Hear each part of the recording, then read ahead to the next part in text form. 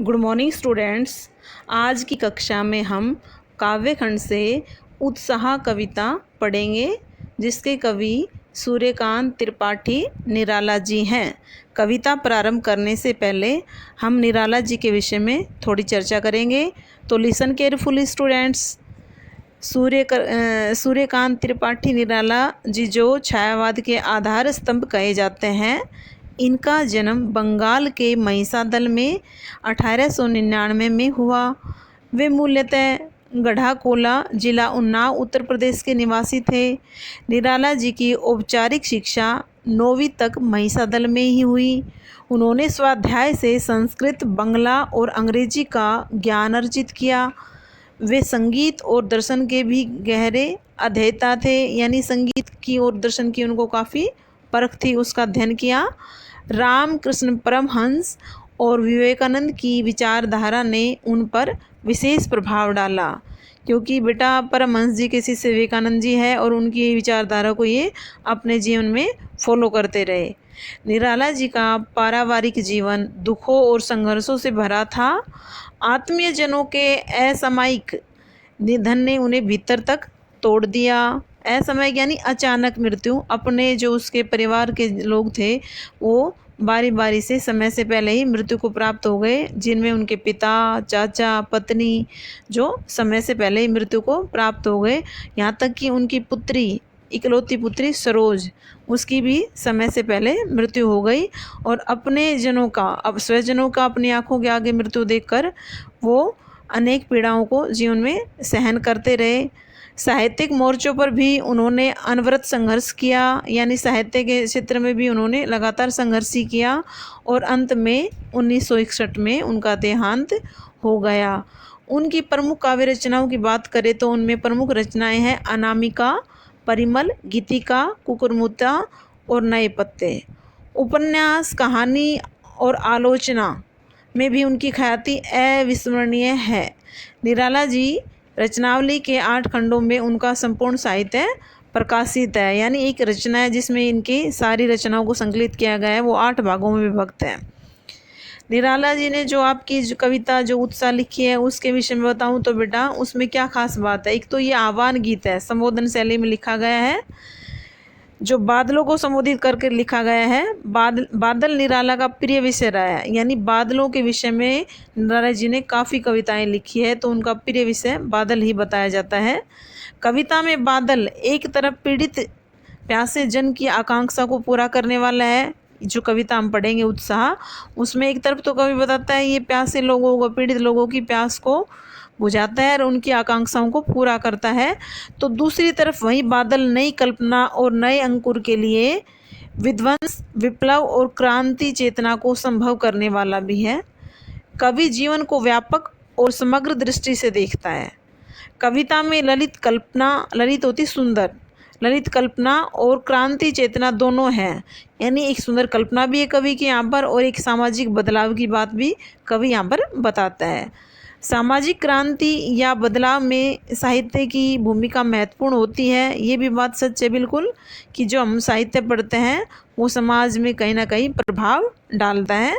निराला इसे नवजीवन और नूतन कविता के संदर्भों में देखते हैं कि एक बदलाव जो समाज में आता है वो साहित्य के द्वारा कैसे आता है। वो बदलाव एक नई कविता लिखने के लिए प्रेरित करता है, लोगों को जीवन देता है। बादल के माध्यम से ये चीज़ें कवि यहाँ पर स्पष्ट भी करता है।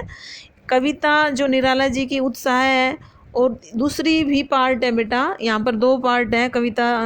एक तो कविता उत्साह है, दूसरी है अट नहीं रही है। दोनों निराला जी की है, पर हम दोनों अलग अलग ही पढ़ेंगे क्योंकि दोनों का विषय अलग अलग है। अट नहीं रही कविता की अगर बात करूँ तो उसमें फागुन की मादकता का वर्णन किया गया है, वो अभी नहीं पढ़ाऊँगी। फिलहाल इस कक्षा में हम उत्साह को ही पढ़ेंगे, तो सुने, लिसन केयरफुली। मैं कविता प्रारंभ कर रही हूँ बेटा। कवि बादलों को संबोधित करते हुए कहता है, बादल गरजो घेर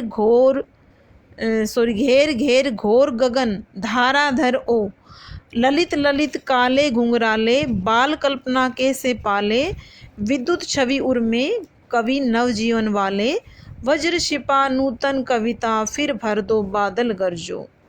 अब यहाँ पर देखो बेटा, कविता का नाम ही है उत्साह। अभी हमने रस नहीं पढ़े हैं। उत्साह एक स्थायी भाव है और यहाँ पर वीर रस होगा। जहाँ उत्साह भाव होगा वहाँ वीर रस की उत्पत्ति होगी। तो ये बात भी ध्यान कर कर चले कि कविताओं में कौन से रस चल रहे हैं। इस कविता के अंदर वीर रस है। तो यहाँ पर बादलों को संबोधित करते हुए कवि कहता है कि हे बादलों तुम गरजो, यानी तुम गर्जना करो, घेर घेर घोर, सारे आकाश को, सारे आसमान को घेर कर तुम खूब भयंकर, घोर यानी भयंकर, धाराधार मूसलाधार बारिश करो। सारे आकाश को तुम घेर लो और भयंकर मूसलाधार बारिश करो। पहले तो गरजने के लिए कह रहे हैं, फिर कह रहे हैं गरज कर तुम बारिश भी करो, वर्षा करो। अब आसमान में बादल छाए हुए हैं तो कवि की वहाँ कल्पना कहे या उसकी सुंदरता बादलों की, कवि की उसमें क्या कल्पना है? ललित ललित काले घुंघराले, बाल कल्पना कैसे पाले। अब यहाँ पर कवि ने कहा है कि बादलों से कह रहा है कि तुम्हारे जो बाल हैं ना वो काले काले बड़े सुंदर लग रहे हैं। ललित मीन होता है सुंदर। बाल कल्पना कैसे पाले, जैसे हम आकाश में देखें, जब आकाश में बादल छाए रहते हैं तो उनमें एक आकृति सी बन जाती है, चाहे वो कल्पना है, चाहे बच्चे की माने, चाहे किसी और आकृति को। तो कवि ने यहाँ बाल कल्पना कैसे पाले क्यों कहा है कि मानो वहाँ पर एक अबोध बच्चे की कल्पना के समान तुम्हारे अंदर एक कल्पना कर रहा है कि आपके जो काले बाल हैं वो बड़े सुंदर है। अबोध बालक एक उसमें कल्पना कर रहा है, एक कल्पना उसमें पाल रहा है, यानी कर रहा है कि तुम्हारे बाल जो हैं वो बड़े सुंदर हैं, काले काले और घुंघराले। विद्युत छवि उर्मे, कवि नव जीवन वाले, वज्र छिपा नूतन कविता फिर भर दो। कवि यहाँ पर कह रहा है कि हे बादलों तुम्हारे हृदय में बिजली की सुंदरता छिपी हुई है, कवि नव जीवन वाले, और जिससे तुम संसार में बदलाव ला सकते हो। कवि यहाँ पर प्रयोग किया है, तो यहाँ पर कवि का भी अर्थ लें तो वो भी आएगा बेटा कि तुम्हारे हृदय में बिजली की सुंदरता छिपी हुई है। उसी प्रकार कवि के हृदय में भी एक नूतन कविता जो है, नए विचार, समाज को बदलने का, सामाजिक क्रांति का एक अंकुरण कवि के हृदय में भी छुपा हुआ है और वो कविता के माध्यम से समाज को एक नया जीवन देता है। यहाँ पर बादलों के माध्यम से कहा है कि आपके हृदय में विद्युत छवि, बिजली की सुंदरता छिपी हुई है, और यानी हृदय में वज्र छिपा, और उससे क्या होगा, तुम्हारे अंदर वज्रपात करने की एक अपार शक्ति भी छिपी हुई है। तुम्हारे अंदर विद्युत है यानी बिजली है, तो तुम वज्र की तरह प्रहार कर सकते हो।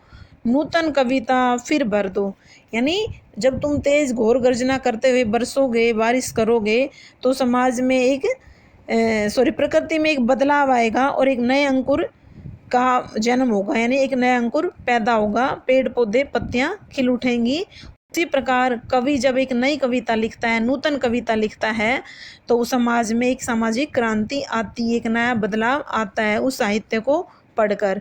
तो कवि यहाँ पर उसी बादल को ही कह रहा है, तुम बदलाव करोगे तो मेरे अंदर भी एक नई कविता का संचरण होगा। नूतन कविता फिर भर दो, यानी मैं भी एक नई कविता लिखूंगा और मेरे अंदर वो भावनाएं तुम भर दो। हे बादल तुम गरजो, तुम खूब घोर गर्जना करते हुए बरसो। विकल विकल उन्मन थे उन्मन, विकल के विश्व के निगाद के सकल जन, आए अज्ञात दिशा से अनंत के घन, तप्त धरा जल से फिर शीतल कर दो बादल गरजो। अब यहाँ पर कवि बादलों के माध्यम से बता रहे हैं कि तुम नहीं बारिश कर रहे थे, जब तक तुम नहीं गरजे थे तो संसार में क्या हो रहा था। विकल विकल, यहाँ पर विकल विकल इतने शब्दों में कहूँ तो बेटा पुनरुक्ति प्रकाश अलंकार होगा। जब एक ही शब्द लगातार, एक ही शब्द की बार लगातार आवृत्ति होती है और एक ही अर्थ देता है, वहाँ पुनरुक्ति प्रकाश अलंकार होता है। तो यहाँ पर कह रहा है विकल विकल यानी व्याकुल, उन्मन यानी उदास थे। जब तक तुम आए नहीं थे, आकाश में छाए नहीं थे बादलों, तब तक ये सारा संसार क्या था, व्याकुल और उदास था। यहाँ जो लोग थे, विश्व के निगात सकल के जन, बल्कि इस पहली लाइन का अर्थ हम पहले जोड़ लेते हैं कि संसार के सकल जन, सारे लोग, निगात यानी गर्मी से कैसे थे, व्याकुल और उदास थे, व्याकुल और बेचैन थे। जब तक तुम नहीं आए थे, नहीं गरजे थे, जब तक तुमने बारिश नहीं की थी, तो संसार के सारे लोग व्याकुल और बेचैन थे। आए अज्ञात दिशा से अनंत के घन, और तुम पता नहीं अचानक कौन सी अज्ञात, यानी जिसकी कोई ज्ञान ही ना हो, जिसका कोई पता नहीं हो, ऐसी अज्ञात दिशा से तुम आए और अंतहीन, जिसका कोई अंत ही ना हो, ऐसे तुम बादल आकाश में छा गए। तप्त धरा जल से फिर शीतल कर दो बादल गरजो। और तुम्हारे आने से क्या होगा, एक बदलाव आ सकता है। जब बारिश होगी तो तुम खूब तेज बारिश करो, जिससे क्या होगा, तप्त धरा, तपती हुई जो धरती है वो जल से फिर क्या हो जाएगी, शीतल। तो कवि यहाँ पर बादलों को संबोधित करते हुए कहता है कि हे बादलों, तुम अज्ञात दिशा से आए हो और तुम इस धरती की जो गर्मी है, तपन है, उसको अपनी वर्षा के जल से शीतल कर दो। शीतल यानी ठंडा कर दो। हे बादल, तुम गरजो और गरजने के बाद तुम बरसो खूब। तो यहाँ पर संबोधन शैली में लिखा गया ये आह्वान गीत था, वीर रस था इसके अंदर। बेटा असाइनमेंट में मैंने क्वेश्चन दिए हैं, उनको आप सोल्व करेंगे और कोई प्रॉब्लम है तो मेरे से पूछेंगे।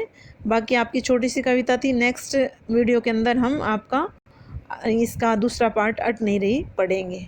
धन्यवाद।